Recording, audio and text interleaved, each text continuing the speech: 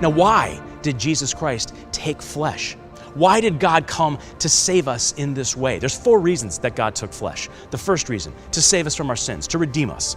That heaven came to earth to bring earth back to heaven. That God took that cross. That's why Jesus mounted that cross for you and for me. That's what his blood does. He saves us from our sins. So he came to save us, to redeem us. That's number 1. Number 2, God came to show us what love is.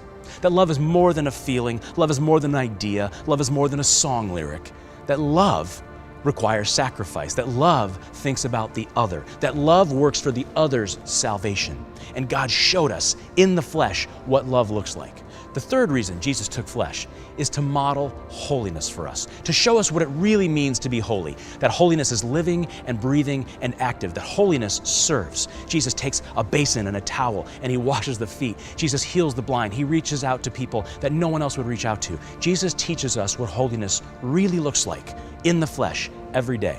And the fourth reason that Jesus came and took flesh for us, that we would become partakers in the divine nature. Literally, God took flesh so that we could take part in his divine nature, that we could become like God. God became man so that man could become like God.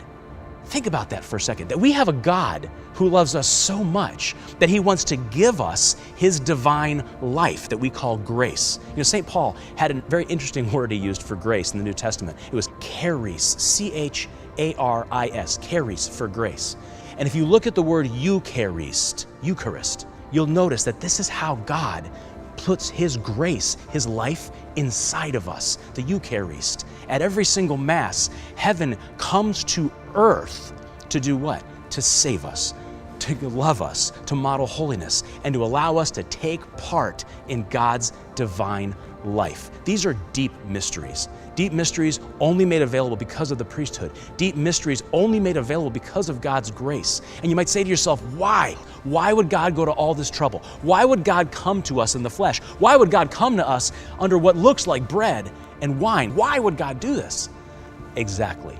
Because God thinks that highly of you. There's literally no affirmation, no higher affirmation that God could give you than to say, I wish to dwell within you, because my grace will transform your sin. My grace will save you. My grace and my life will feed you. You can take part in me, and I will live in you.